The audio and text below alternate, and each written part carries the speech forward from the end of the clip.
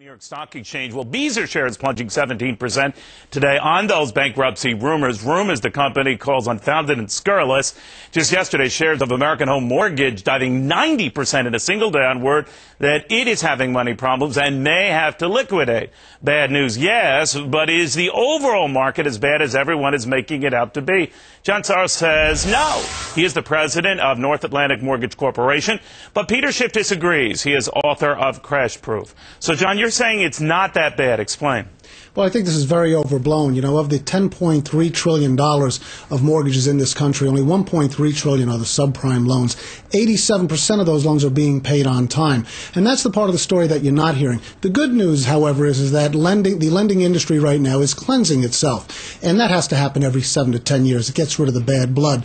And it promotes positive change. Changes such as going back to standard underwriting guidelines that utilize common sense and are less risky for these lenders and less risky for the borrowers. All right, but Peter, you're not buying that. Why not?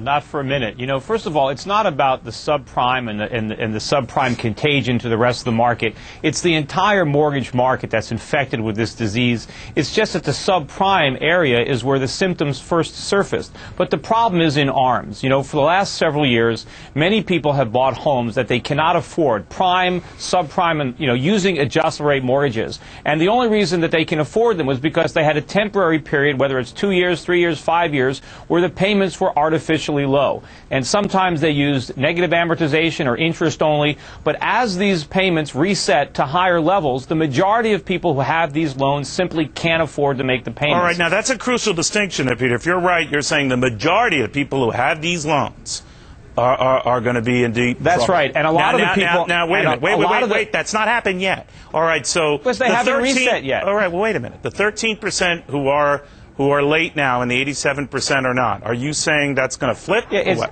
it's going to keep growing. And you know, the majority, I don't know, but look, the majority of these people who bought homes put little or nothing down, so they have very little incentive to even stretch to make these higher payments. And the problem is a lot of people who bought these homes basically are going to end up paying twice what these homes are actually worth. So all right, John, what do you think of that? If Peter's true. Right, it's going to get worse. You're saying it's contained or what? It's contained, but let's look at the facts here. You know, buyer beware. You want to blame everything on the mortgage industry. I don't think you could do that. You know, there's got to be common sense for the buyers and for the consumer as well. Bottom line is, you know whether or not you could afford a mortgage payment or not. And if you don't even know that, then you shouldn't be buying a house at all. But I mean, you can always get advice. But John, from are you worried about a point that Peter, and he's mentioned it before in this show, that mortgage lenders themselves get defensive and they don't want to risk having bad loans on their books?